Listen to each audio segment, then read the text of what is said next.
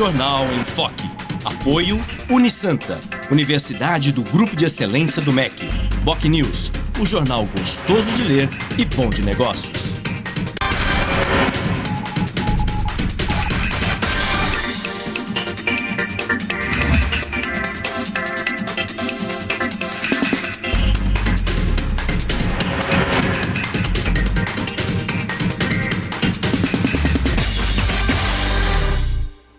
Olá, bom dia. Estamos iniciando nesta quinta-feira mais uma edição do Jornal em Foque. Hoje, dia 29 de janeiro, 8 horas 5 minutos, transmissão ao vivo do Jornal em Foque aqui na Santa Cecília TV. Trazendo como convidados muito especiais um consultor especialista na área de assuntos portuários, diretor da SPA Consult, Sérgio Aquino, e o colega jornalista, professor e diretor da Faculdade de Artes e Comunicação da Universidade Santa Cecília. Mas antes, a jornalista Cris Chalub traz as principais manchetes dos jornais e dos sites desse momento. Bom dia, Cris. Bom dia, Fernando. Bom dia a todos. A Folha de São Paulo traz a manchete: Petrobras exclui corrupção de balanço e ações desabam. O Estado de São Paulo. A ação da Petrobras cai após balanço omitir corrupção. Na Tribuna. Plano tenta reduzir impacto no trânsito. No Boc News. Alunos que desejam estudar em escolas estaduais ainda podem se matricular. Santa Portal. Unicef considera inaceitável o número de assassinatos de adolescentes no Brasil. G1 Santos e região. Jornalista afirma ter sido agredido por vereador em São Vicente. E no portal da UOL, governo Alckmin planeja começar rodízio de água em São Paulo até início de abril. Fernando. Ok, Cris, muito obrigado. E a aproximação do período de escoamento da safra de grãos em direção ao Porto de Santos já coloca as autoridades de plantão para evitar que o caos se estabeleça na região em decorrência do aumento do fluxo de caminhões em direção aos terminais localizados em Santos e Guarujá. Espera-se que o sistema de agendamento junto aos terminais, que evita o acúmulo de caminhões em um mesmo período de tempo nas rodovias que dão acesso à região, seja ainda mais aprimorado, para evitar transtornos a todos e evitar o caos, como ocorreu há 2 anos em Cubatão. Algumas obras de melhorias no sistema viário foram feitas, mas alguns pontos ainda permanecem críticos, como o viaduto da Lemoa, o acesso ao polo petroquímico de Cubatão e a Rua do Adubo em Guarujá, por exemplo. Portanto, torcemos para que o Plano de Ação Integrada 2015, lançado pela Agência de Transporte do Estado de São Paulo, a Artesp, na última quarta, consiga envolver efetivamente todos os segmentos atrelados ao setor para evitar a repetição de transtornos que tragam problemas e prejuízos coletivos. A Cris Chalub agora tem a previsão do tempo, temperatura, balsas e estradas. Cris. A previsão para hoje é de sol com muitas nuvens durante o dia, mas segundo o Clima Tempo, pela tarde o dia fica nublado, podendo chover a qualquer hora. A temperatura varia entre 24 e 33 graus. Estradas. O sistema Anchieta Imigrantes está em operação normal 5x5. O tráfego é lento na chegada a São Paulo pela Anchieta. Já as rodovias Cônego Domênico Rangoni e Padre Manuel da Nóbrega apresentam tráfego normal em ambos os sentidos. Balsas. 8 embarcações operam na travessia Santos-Guarujá com demora de 10 minutos. Guarujá-Bertioga opera com uma embarcação e com 20 minutos de espera. E você também pode participar do Jornal em Foque. Envie sua pergunta pelo Facebook, Twitter ou no e-mail je@enfoque.com.br. A representação desta edição pode ser assistida às 17 horas aqui pela Santa Cecília TV ou então confira a qualquer momento pelo nosso canal do YouTube. Fernando. Ok, Cris, muito obrigado. E voltamos logo mais no intervalo, justamente para falar de temas importantes, especialmente na área portuária. Até mais.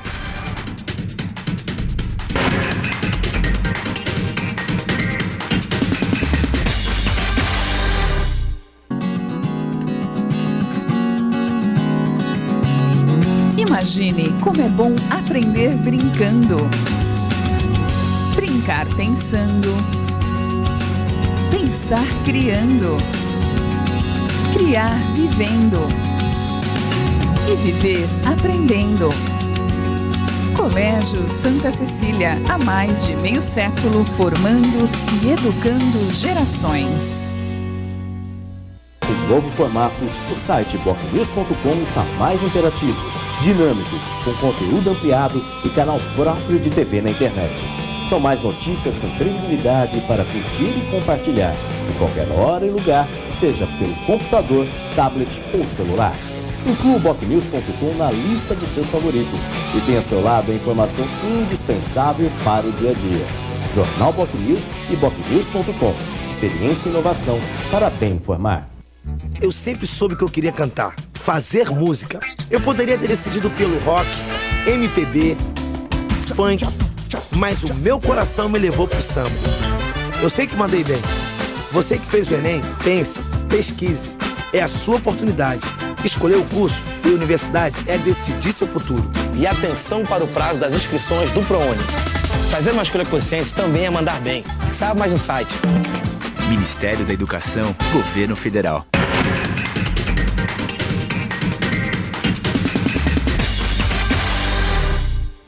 Olá, estamos de volta no segundo bloco do Jornal em Foque, 8 horas 10 minutos ao vivo, aqui na Santa Cecília TV, trazendo como convidados o diretor da SPA Consult, especialista em assuntos portuários, Sérgio Aquino, e o colega jornalista e diretor da Faculdade de Artes e Comunicação, Humberto Chalub.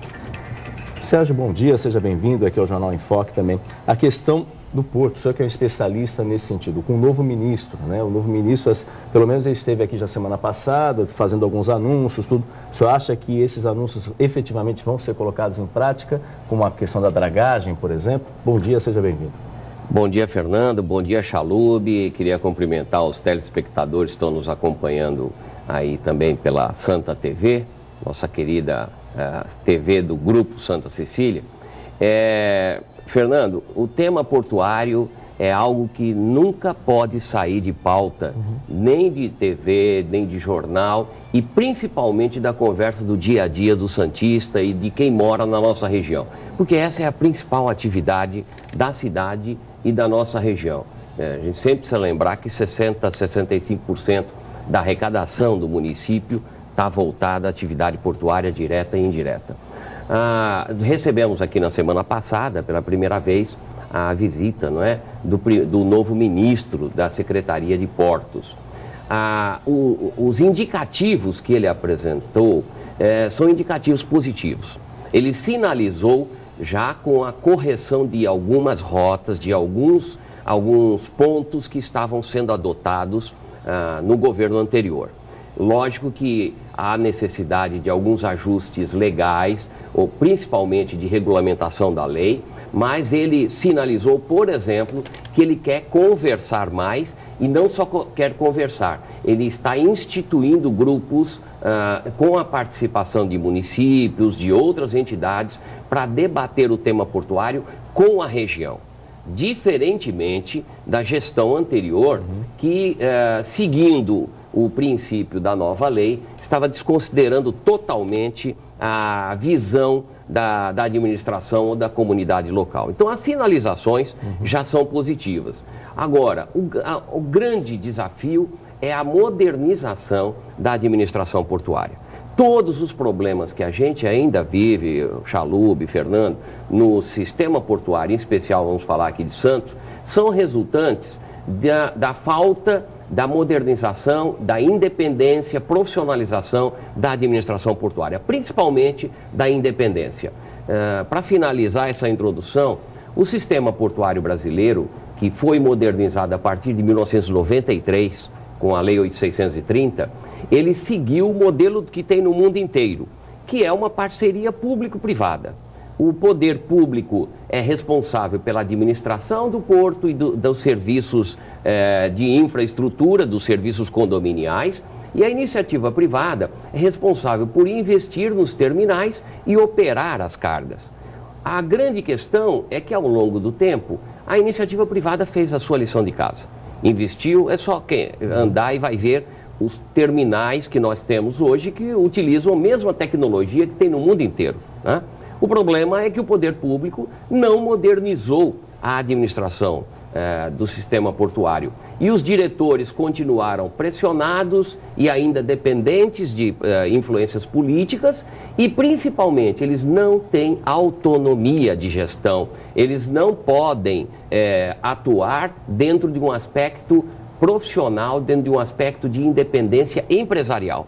E aí os problemas são consequência e não causa. Exatamente. Chalub, bom dia. Bom dia, Sérgio. Bom dia, Fernando. Essa questão do porto é uma questão muito antiga, né? Quer dizer, a cidade nasceu em função do porto, a importância aí é inegável. Mas o que a gente observa, Sérgio, é que ao mesmo tempo em que tínhamos uma época em que a mentalidade, que era de privatização, né, se entregou à iniciativa privada, ela realizou algumas obras de importância, mas sempre com aquele temor de que realmente o porto fosse transformado num espaço exclusivamente empresarial, onde apenas o objetivo do lucro estava sendo buscado, e isso poderia, de certa forma, não trazer dividendos para a cidade, apenas ao empresário. Por outro lado, a gente também tem, a gente está observando que as administrações estatizantes, principalmente nesse governo que está aí, que tem uma mentalidade mais voltada para esse lado, também não tem dado certo em algumas áreas. A gente está tendo o caso da Petrobras agora, onde a ingerência da política tem se mostrado um fator determinante, né, para o insucesso aí da empresa, uma empresa que é tradicional no país e que está vivendo essa dificuldade em função do aspecto político. O porto, de certa forma, também sofre um pouco com isso, e a gente tem acompanhado, você mesmo acabou de falar, que a última gestão não foi muito integrada às necessidades das cidades, da região onde o porto está inserido. Como é que equilibrar isso? Eu acho que a dificuldade está nisso realmente, né? Quer dizer, não dá totalmente o poder à iniciativa privada, porque aí você tira a capacidade do interesse público que está presente, e, por outro lado, o interesse público, a presença do poder público nas atividades tem se demonstrado totalmente equivocada, porque gera essas distorções. São pessoas que às vezes vêm ocupar cargos que não têm preparo para isso, independente da qualificação.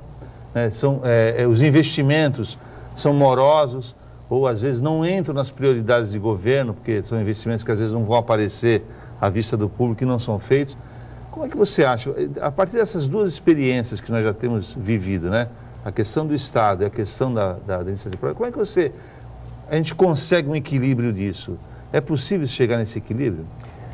Chalub, é totalmente possível, e o mundo inteiro mostra que é assim. Isso que eu acabei de dizer, dessa parceria público-privada, é o modelo que tem no mundo inteiro. Todos os portos referenciais do mundo têm esse modelo. A administração portuária, que cuida dos serviços condominiais e é a autoridade portuária, ela está sob controle do poder público. É assim no mundo inteiro. É assim no porto de Singapura, no porto de Xangai, na China, no porto de Los Angeles, nos Estados Unidos, no porto de Rotterdam, na Europa, apenas para citar portos referenciais em cada região. Por que lá funciona e aqui não funciona? Porque a grande questão não é quem tem o controle acionário de um segmento. A grande questão é que não se pode misturar questões políticas e principalmente políticas partidárias com administração e responsabilidade de gestão. Por que em Rotterdam isto funciona? O diretor do porto de Rotterdam nunca será indicado por nenhuma corrente política, como também não acontece em Los Angeles e muito menos em Xangai, na China, né? Por que isso? Porque a população não aceita. A grande questão não é termos leis ou decretos ou regulamentos que impeçam isso, porque os decretos ou legislações, eles são suscetíveis a que cada governo tente adequar à sua ideologia partidária. A grande questão é que se a população, a sociedade local, não entender que não é possível aceitar nomeações simplesmente de um diretor que caia de paraquedas no porto, enquanto isso não acontecer, nós vamos continuar tendo nomeações que surgem e a gente não sabe de onde vieram. E, infelizmente, na dependência de uma estrutura ou engessada politicamente ou engessada por lei, como é o modelo atual. Os portos do mundo, todos, se você listar os 20 maiores portos referência do mundo, todos eles são administrados de maneira público-privada, mas principalmente administrados localmente, ou pelo município, ou pelo Estado, ou de forma conjunta. O Estado e os municípios de forma consorciada. Exatamente nesse aspecto, há muito tempo atrás, se falava muito da questão da gestão tripartite, né? Que aí seria a União, o Estado e os municípios. Isso o PSDB, quando estava no governo, dizia que era impossível, o PT criticava, o PT virou governo também, não saiu do papel. É impossível isso dentro desse cenário, essa polarização PT-PSDB, porque, apesar de hoje a Secretaria do Esporte estar no PMDB, obviamente, o governo federal administrado pelo PT. Essa seria uma solução, essa comissão, porque isso nunca deu certo. Fernando, é fundamental nós aproximarmos a administração do porto da região. Que eu acabei de dizer para você. Os portos, a grande maioria dos portos são administrados pelos municípios. A grande maioria. Sim. E alguns pelos estados ou de forma consorciada. Agora, isto não vai dar certo se nós não profissionalizarmos a administração antes. Por quê? Mudar apenas a pressão de nomeação de diretor de porto, que hoje é feita eventualmente por um deputado federal ou por um senador, deixar que isso mude apenas para pressão de deputado estadual, eventualmente de prefeitos ou de vereadores, não vai mudar nada. Talvez possa complicar mais ainda, né? Se você botar nessa gestão 3 esferas de disputa de poder federal, estadual e municipal. Então, eu sempre tenho defendido e sempre defendi isso. Antes de regionalizar, que é fundamental regionalizar a administração do porto, é preciso que nós tenhamos garantia de profissionalização e independência, autonomia da administração portuária. E um detalhe, Fernando, que é muito importante. As administrações portuárias do mundo inteiro, mesmo sob gestão pública, visam lucro também. Por quê? Porque elas têm que ter dinheiro para reinvestir em infraestrutura, né? E aí existem modelos diferentes. Deixa eu resumir um pouquinho isso aqui.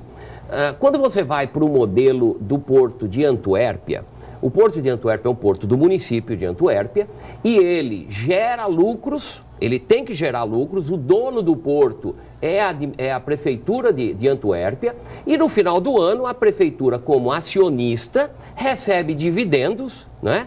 Como qualquer acionista de uma empresa, e a prefeitura aplica isto em obras ou em temas de interesse público do município de Antuérpia. Quando a gente vai, por exemplo, para o porto de Nova York e New Jersey, que são portos também, né, do estado de Nova York e do estado de New Jersey, o modelo lá é um pouco diferente. Ao invés ele visa também lucros, porém, ao invés da prefeitura do governo do estado de Nova York e New Jersey ficar esperando distribuição de dividendos, ele entrega para o porto a responsabilidade para investir em temas de interesse público. Talvez pouca gente saiba, mas o aeroporto de Nova York, o Kennedy, ele é de propriedade da autoridade portuária de Nova York e New Jersey, né? Uma parte do sistema do metrô de Nova York, ele é de propriedade da autoridade portuária de Nova York. Alguém que for tirar férias agora e for para lá e entrar no metrô, procure olhar assim numa placa em cima, vocês vão verificar que está lá Port Authority New York e New Jersey. E ainda, para finalizar, um dos grandes acionistas das Torres Gêmeas era a autoridade portuária de Nova York, que investe em outras atividades para gerar resultados e devolver em infraestrutura pública.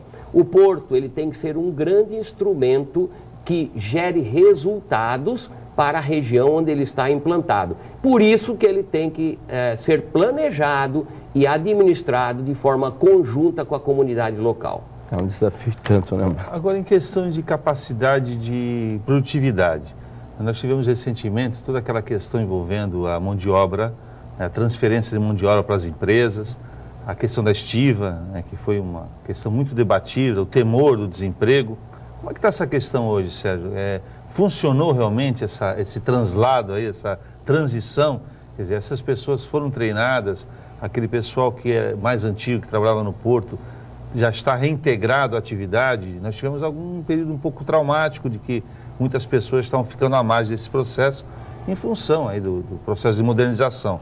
Como é que atualmente essa questão da mão de obra no porto está sendo tratada?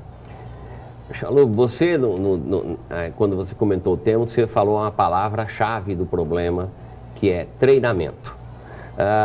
no mundo inteiro, quando se fez a modernização do modelo portuário antigo para o novo modelo, que é este da parceria público-privada, um dos grandes temas que houve atenção especial foi a transição da mão de obra, a transição laboral portuária. Por quê? Porque existia uma prática do passado onde o grande atributo do trabalhador portuário no passado era a condição física, era a força para carregar mercadorias, não é? Para carregar saco, caixa, tambor. O novo modelo portuário, o trabalhador portuário praticamente não tem que carregar nada. Ele ou está envolvido na operação de equipamentos ou de forma complementar na movimentação de pequenas coisas. Nenhum estivador ou trabalhador de capatazia vai carregar um container. Ele não vai sair carregando um container nas costas, não é? Então, o modelo do passado exigia força física e o modelo atual exige preparação, qualificação. Por isso que o mundo inteiro deu muita atenção à qualificação. Infelizmente, esta foi uma das grandes falhas da aplicação da Lei 8.630. Não é da lei, não. A Lei 8.630 tinha um sistema perfeito de treinamento e qualificação. A grande questão é que os recursos para isto continuaram sendo geridos pelo Fundo do Ensino Profissional Marítimo da Marinha. E a Marinha criou uma série de restrições para a aplicação desses recursos. E aí, uma parcela muito pequena foi efetivamente aplicada. E quem é que pagava e ainda paga esse fundo de treinamento? Sabe quem paga? As empresas.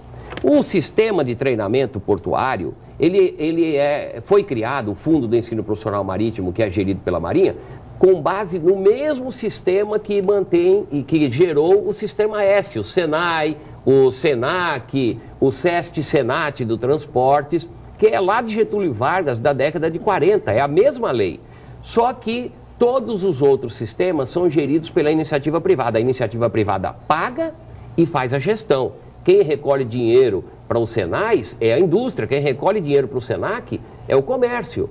Para o porto, quem recolhe o dinheiro são as empresas portuárias, 2,5% sobre a folha de pagamento dos empregados dos terminais e sobre o que eles pagam ao ógimo é recolhido para o fundo. O problema é que esse dinheiro não é gerido pela iniciativa privada, como é nos outros segmentos. Ele é gerido pelo poder público. E aí os trabalhadores não foram treinados e qualificados. Por isso, não se pode responsabilizar só os trabalhadores pelas dificuldades que ainda temos hoje, como eles resistem à mudança, às vezes, do sistema de trabalho, de avulso para vinculado. Está funcionando, é a Senep, né? Está funcionando aquele serviço, porque foi inaugurado com pompa ali na Avenida Portuária. O que aconteceu? Quando nós estávamos no CAP, na Secretaria da Prefeitura, uma das coisas que, quando nós começamos a bater nessa questão do treinamento, alegava-se o seguinte: não, tudo bem, e até a Marinha falava, mas não tem centro de treinamento, e a lei mandava fazer. A Lei 8.630 dizia que tinha que ser implantado o centro de treinamento. O que nós fizemos? Nós trabalhamos para implantar o centro de treinamento, que foi implantado. Ele tem, sim, feito muitos cursos, só que ele poderia estar sendo usado de maneira mais forte, mais presente. Mas ele ainda está presente. É lógico que neste momento... É bem equipado, que tinha uma época que faltava ainda... Não, já tem. Inclusive, uma das coisas que nós fizemos na última etapa foi um convênio com um grande terminal, operador portuário, que era a Cosan, que investiu muito forte em computadores, em equipamentos. Exemplos de como se faz treinamento de forma conjunta. Quando a BTP, terminal da BTP, precisou preparar trabalhadores para a entrada, a BTP trouxe um simulador da Maersk Training, que é um dos sócios da BTP, e nós fizemos, à época, um convênio entre BTP, Ógimo e Senep para treinar trabalhadores com simuladores, além da quantidade que a BTP ia precisar. Então, o Senep e o Ógimo utilizaram muito essas parcerias. O que é importante, o que precisa é a atenção para o treinamento. Esse é um grande desafio, entre outros desafios nesse sentido, que a mão de obra não adianta, ou mudou o perfil do trabalhador, o trabalhador tem que se adequar, mas também tem que dar condições para ele se adequar também, porque senão não adianta nada, além dos riscos de acidentes, obviamente, no porto, que muitas vezes a gente nem sabe nesse sentido, né? Mas esse tema, entre outros, a gente volta logo após o intervalo. Até lá.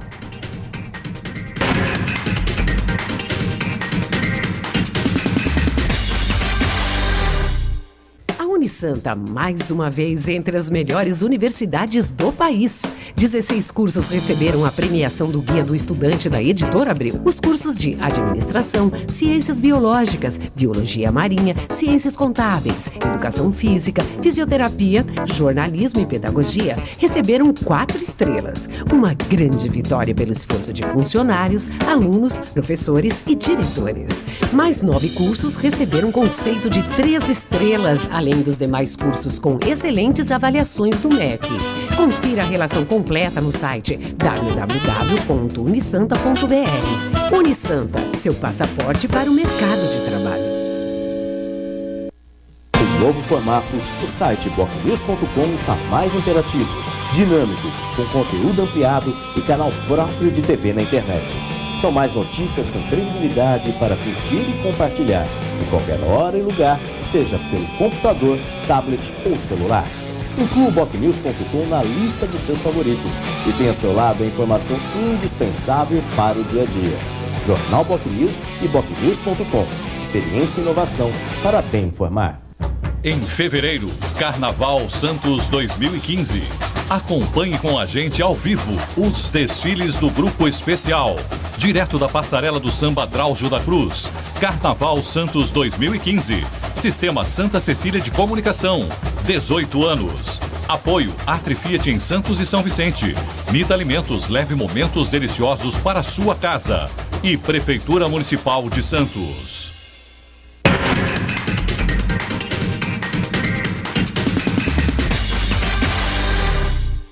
Olá, 8 horas 31 minutos, estamos de volta no Jornal em Foque, terceiro bloco do Jornal em Foque desta quinta-feira, trazendo como convidados o diretor da SPA Consult, especialista em assuntos portuários e ex-secretário de Assuntos Portuários do município de Santos, Sérgio Aquino, e o colega jornalista e professor e diretor da Faculdade de Artes e Comunicação, Humberto Chalub. A Cris Chalub tem uma pergunta do internauta para os nossos convidados, não é isso, Cris? Isso, Uriel Vilas Boas gostaria de saber qual a ligação do sistema portuário de Santos com as outras regiões portuárias brasileiras. Sérgio. Uriel, queria cumprimentar, obrigado pela pergunta. Olha, o Porto de Santos, ele está integrado no sistema portuário nacional, e em especial nos portos da região sul. A grande questão é que o Porto de Santos precisa cada vez mais estar atento à disputa e à concorrência dos portos vizinhos. Porto de Paranaguá e os portos de Santa Catarina estão com uma visão muito forte de competir e concorrer com o Porto de Santos e roubar carga daqui. Vou dar um exemplo para você, Uriel.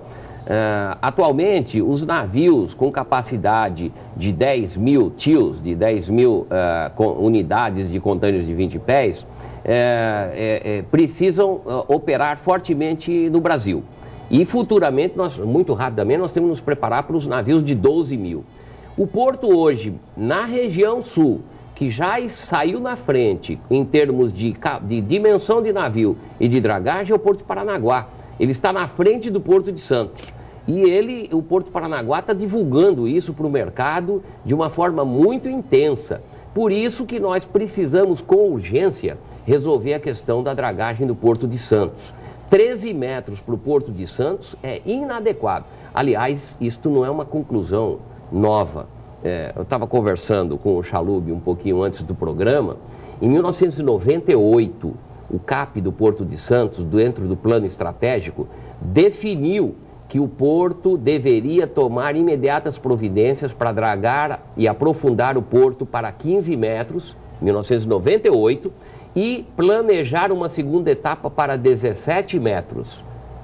Tantos anos passaram e nós ainda estamos discutindo 13 metros.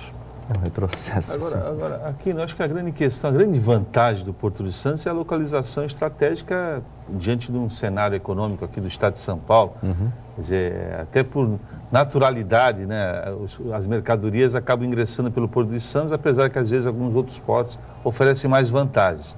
Agora, essa questão aí dos calados dos navios, há uma tendência de cada vez mais os navios com dimensões maiores, que economicamente acaba barateando o transporte desses contêineres, e os portos tendo que se adaptar a isso. Agora, você não acha também que nesse cenário brasileiro, aí entre as questões das políticas de estratégicas do país, não deveriam se identificar os polos, por exemplo, onde as mercadorias tivessem maior fluxo de incidência, por exemplo, de repente a parte agrícola, que a gente sofre muito aqui, com esses terminais de granéis, não ficariam mais afeitos a outros estados mais próximos das regiões produtivas, e enquanto que outros portos poderiam canalizar outros tipos de produtos. Você não vê que essa estratégia deveria ser interessante? Aí porque você poderia fazer depois uma união por cabotagem, fazer um sistema que pudesse transferir mercadoria. Como é que você vê essa questão? Chalub, essa é uma questão de ideologia de administração portuária muito importante. O poder público deve induzir um sistema ou ele deve preparar a infraestrutura e induzir a competição? Você está dizendo assim, o que é certo, o que é melhor? Brasília definir, olha, Santos vai fazer tal mercado, Paranaguá tal mercado, Itaqui lá no Maranhão vai fazer tal mercado, estabelecer quais são os mercados de cada porto e aí dar infraestrutura só para esses mercados. O modelo mundial não é esse. O modelo mundial é o seguinte, o poder público deve prover os portos e os sistemas de infraestrutura e incentivar que eles concorram entre si. Porque a concorrência gera maior eficiência. Quando você é obrigado a disputar, você se torna mais eficiente. Quando você falou agora assim, mas não seria mais... Santos tem uma vantagem competitiva porque ela está próxima do mercado, não é isso?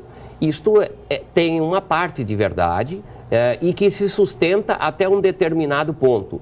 No momento em que o sistema de infraestrutura dos outros modais de transporte estiverem mais eficientes no Brasil, como principalmente o sistema ferroviário, isto se reduz. Vou dar um exemplo para você. O porto que concentra mais forte dos Estados Unidos é o porto de Los Angeles.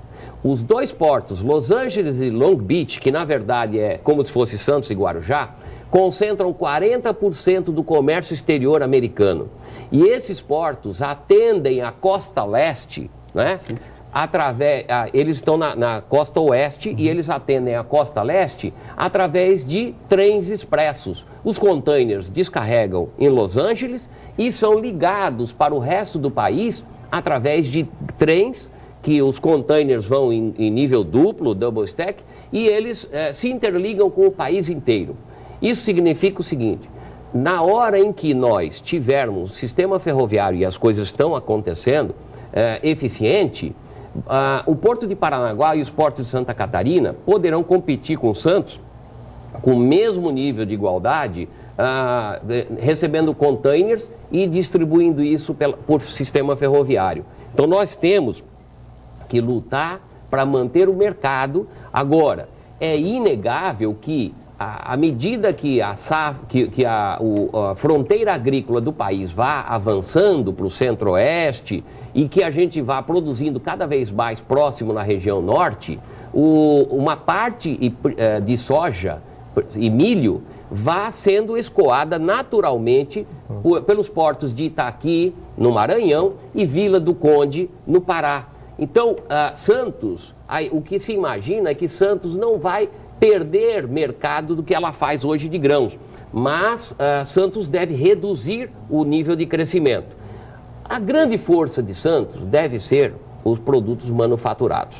Nós precisamos trabalhar para ser competitivo, continuar sendo competitivo nos containers. Santos hoje tem a maior capacidade de recepção de terminais. Com a entrada dos dois últimos terminais, né, a BTP e a Embraport, Santos dobrou a sua capacidade de operação de containers em um ano apenas, né? E por isso mostra que não precisava mudar lei nenhuma para aumentar a infraestrutura portuária. O que precisava era implementar o modelo que já estava aí e resolver o problema da administração portuária.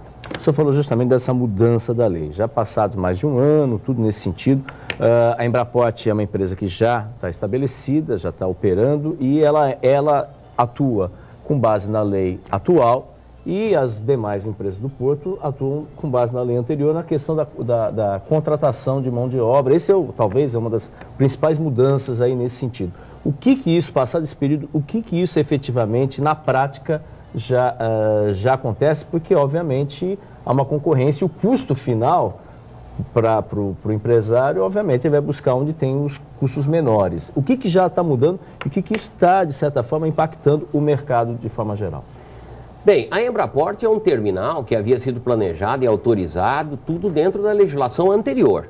Né? Então, a nova lei, em termos portuários, em termos de infraestrutura portuária, na nossa região, na região sul, não tem nenhuma novidade. Aliás, não existe nada de novo praticamente no país inteiro. As autorizações que têm sido concedidas para terminal privado dentro da nova lei, pela ANTAC, são, na verdade, adequações a terminais, a instalações que já existiam. E são autorizações de processos que já vinham correndo anteriormente.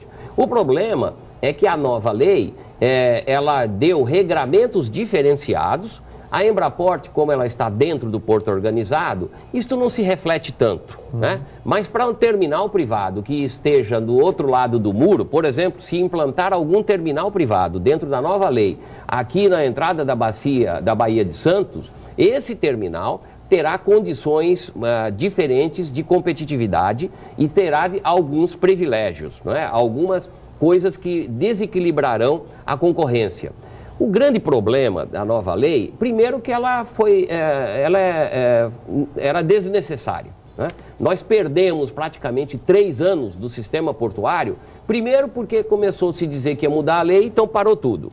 Depois discutiu-se a lei e aprovou-se a lei, tudo parado. Depois tentando se regulamentar ou botar a nova lei para funcionar, tudo parado. Então a lei em si, ela até agora só trouxe problemas, né? Porque o grande questionamento que existia de carga própria e carga de terceiro nos terminais não precisava de uma nova lei para ser resolvido. Bastava revogar um decreto que o presidente Lula havia editado e, se quisessem, adequar um artigo 4º da Lei 8.630 para ficar mais claro o texto. Não precisava fazer tudo isso. Agora, o problema é que, além da lei ser imprópria, desnecessária, ela veio com um modelo absolutamente inadequado. O modelo desta lei é um modelo de centralização do planejamento e da gestão e administração portuária. Tudo, na verdade, hoje é decidido em Brasília. O CAP perdeu espaço? O CAP, na prática, ele é um órgão debatedor, ele é sempre importante, mas ele não tem mais poder de decisão como ele tinha antes. Por exemplo, o plano de desenvolvimento e zoneamento do porto, quer dizer, o que é que se faz em cada região do porto, como é que o porto vai crescer, o que precisa ser feito, quais são os objetivos, isto era atribuição exclusiva do CAP, era debatido e baixado pelo CAP. Hoje, pela lei, o PDZ sequer precisa ser apresentado ao CAP. Não existe nenhum envolvimento direto disso.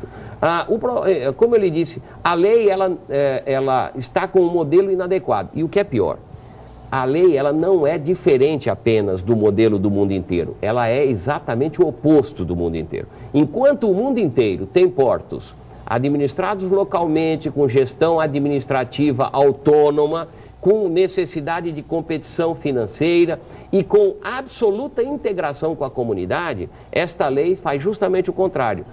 A comunidade local, quer empresarial, pública e tal, não tem nenhuma participação na gestão. A administração local perdeu praticamente todas as suas competências. A CODESP, ou no caso de Santos, como todas as outras administrações, foi extremamente esvaziada. Isto é muito negativo, inclusive desrespeitoso com os profissionais que lá trabalham, que se dedicam, né, e que são técnicos que podem falar do sistema portuário, e nós temos muitos bons técnicos lá também, e esqueceu-se da gestão local. O mundo inteiro sabe que um porto só cresce se ele conversa com a comunidade local. Se ele quer brigar com a comunidade, ele não anda. Chalub, esse é um grande desafio, mas a gente tem os intervalos e voltamos logo mais, e o jornalista Humberto Chalub vai fazer uma pergunta importante sobre esse assunto para o nosso convidado. Até mais.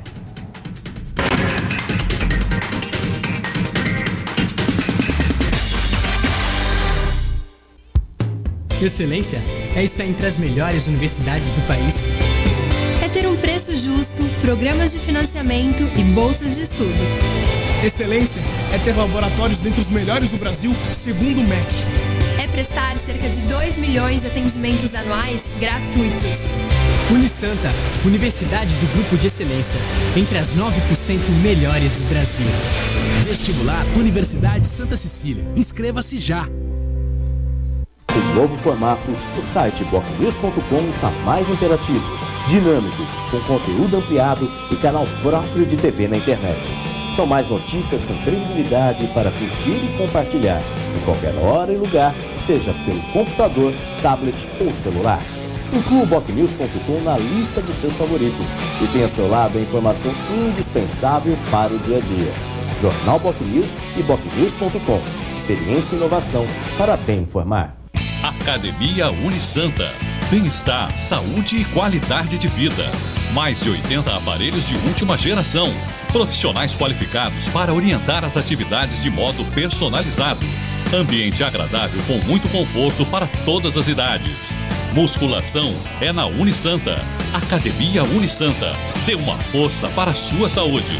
Informações 3202-7126.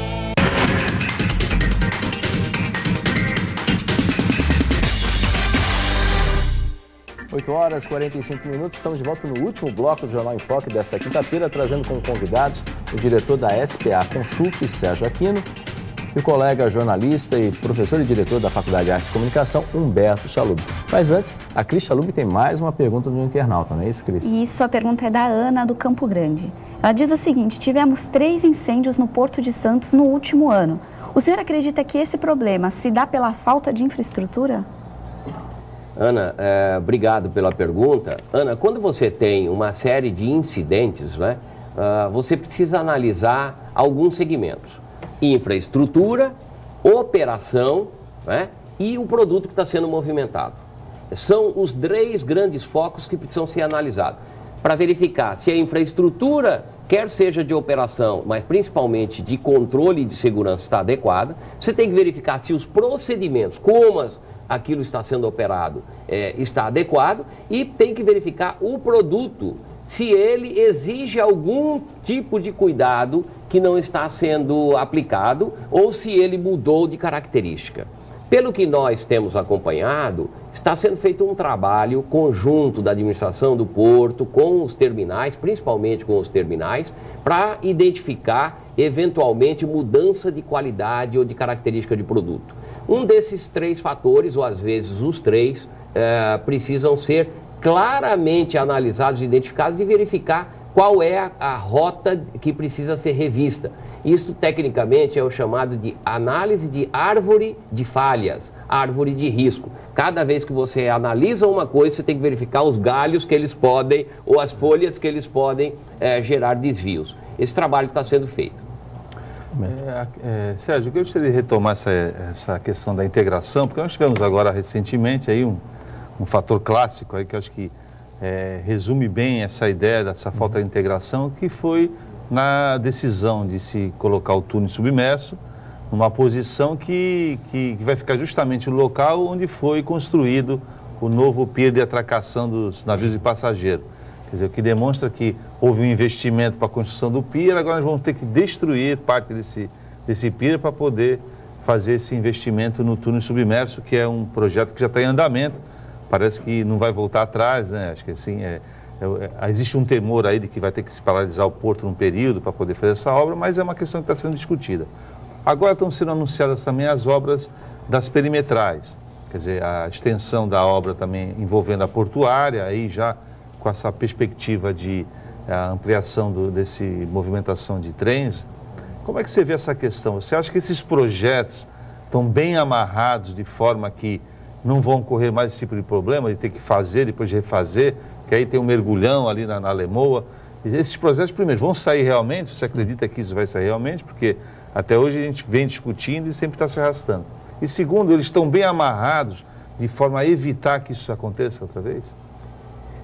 Chalub, eu dizer para você o seguinte: primeiro, pelas informações e o que a gente tem acompanhado na imprensa e conversado aí com técnicos, acredito que o governo do estado já aplicou no projeto, em todos os estudos para essa ligação dessa passagem, né, ligação seca entre as duas margens, não dá para voltar atrás.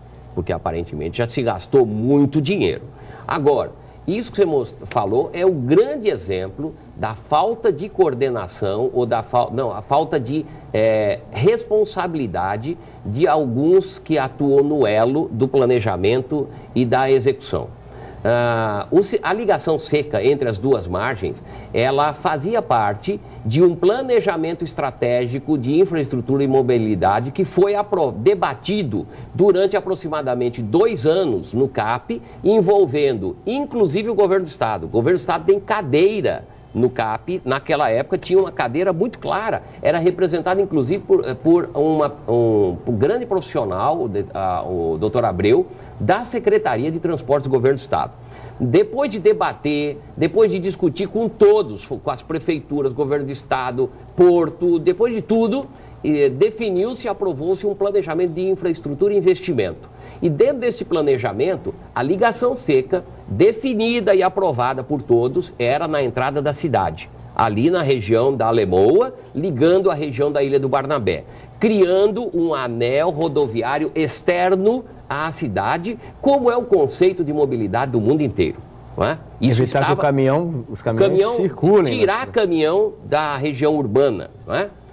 Infelizmente, o governo do Estado desenvolveu um estudo independente, individualizado, e de um momento para o outro informou a todos os demais intervenientes que ele iria fazer a ligação seca no meio do porto e não mais lá na entrada. À época, tanto as prefeituras quanto o porto contestaram isso.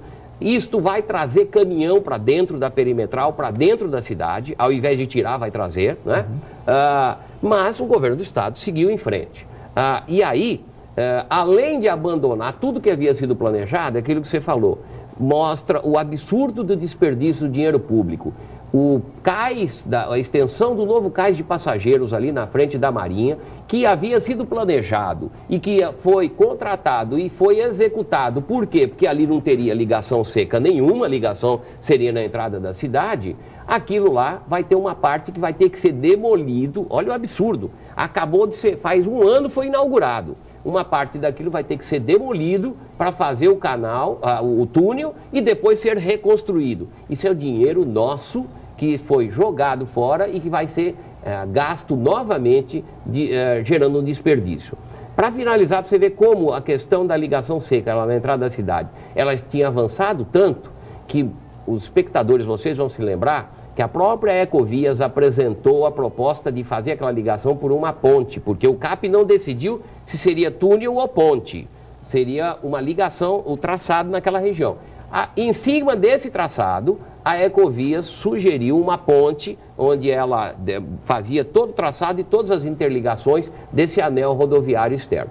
Felizmente, eu acredito que agora o desperdício já está configurado, mas acho que será mais desperdício ainda se não for feito o que já se gastou de projetos. Os defensores, inclusive, Sérgio, eles alegam que é possível ter 2 pontes. A gente não tem nenhuma, né? Quer dizer, agora querem fazer 2. A primeira discussão de ligação seca nos canais do Porto Santos foi feito em 1950, num livro do Prestes Maia, onde ele defendia 3 ligações, em 1950. E ele defendia que a ligação estratégica regional mais importante era lá, Alemoa, Ilha do Barnabé. Exatamente. É lamentável. E a questão das perimetrais?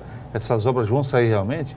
Você acredita? Lembra que eu disse agora há pouco que em 1998 nós tratamos de um plano estratégico do Porto? As perimetrais foram aprovadas em 1998. O traçado conceitual inicial das duas estavam nesse programa de 1998. Infelizmente, em função desta falta de continuidade e de independência da administração portuária, que sempre esteve atrelada, presa, engessada, isso demorou muito a ser feito. Felizmente está saindo. Agora, se nós não resolvermos ali a região do Valongo, o mergulhão, você pode anotar o que eu estou falando. Em aproximadamente uns 3 anos, nós teremos uma situação caótica diária ali. Porque ali, como os trens estão crescendo, eles têm cada vez mais, maior quantidade de vagões, e como a operação de vagões ferroviária está crescendo, e como o governo assinou a renovação de terminal de grãos na Ponta da Praia, vai se intensificar a operação ferroviária. E, portanto, cada vez nós vamos ter um período mais alongado de caminhões parados ali, quer seja na direção de saindo ou na direção de entrada do porto. Aquilo precisa ser resolvido. Exatamente, a Artesp, inclusive, divulgou aí, ontem teve uma reunião, a primeira das reuniões, justamente para prever esse período de safra, que obviamente é a saída do país, até pela situação econômica, de aumentar a exportação, né? Não tem jeito mesmo, né? Em termos econômicos que o país está vivendo, né? Nesse sentido. E assim, dentro desse sentido, esse impacto, que aí a gente está aí às vésperas de uma nova safra, vamos ter problemas. Ano passado já a situação melhorou, mas só acredita que o cenário a gente vai se repetir como aconteceu há 2 anos? Fernando, essas questões são resolvidas com infraestrutura e com sistemas, né? Desculpa eu sempre retornar a isto. Em 2000 e depois em 2001, o CAP baixou as 2 primeiras resoluções, preocupado com isso, obrigando a criação dos pátios reguladores dos estacionamentos rotativos. E em 2007, o CAP debateu durante vários meses e baixou uma resolução obrigando a implantação de agendamento eletrônico para todas as operações para evitar o caos que aconteceu. Infelizmente, pelos engessamentos da administração portuária, isto não foi implementado, só foi implementado o ano passado. Foram praticamente 7 anos descumprindo uma resolução do CAP. Então, por que eu sempre falo do CAP? Da importância do CAP. O agendamento eletrônico não é criação da CEP e nem do governo federal e também não é geração do porque tem uma nova lei. Isso estava previsto desde 2007 por deliberação aqui local no Porto de Santos. Essa questão de estacionamento é um problema seríssimo. A gente está terminando o programa, quer dizer, temas não faltam.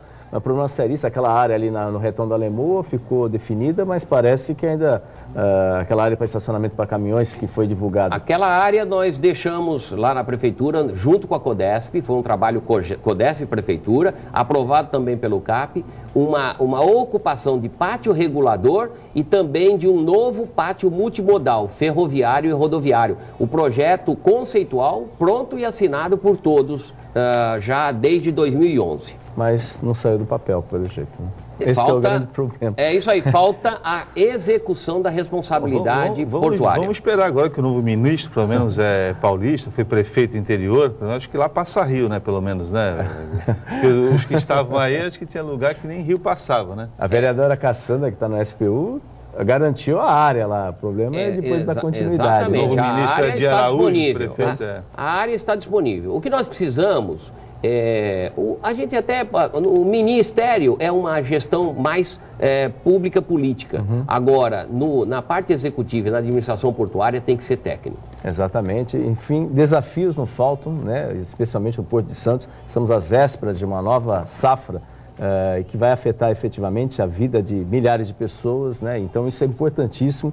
E temas como esse são sempre muito debatidos e esperamos contar com a sua presença aqui em outras edições do Jornal em Foque também. Muito obrigado, Sérgio. Muito obrigado, Chalub. E estamos lembrando que esse programa será reapresentado a partir das 17 horas aqui na Santa Cecília TV, ou você pode assistir a qualquer momento pela rede no YouTube, que você assiste pelo Jornal em Foque. Ou seja, você pode assistir em qualquer plataforma, seja no computador, seja no seu celular. Tenham todos um ótimo dia e uma ótima quinta-feira.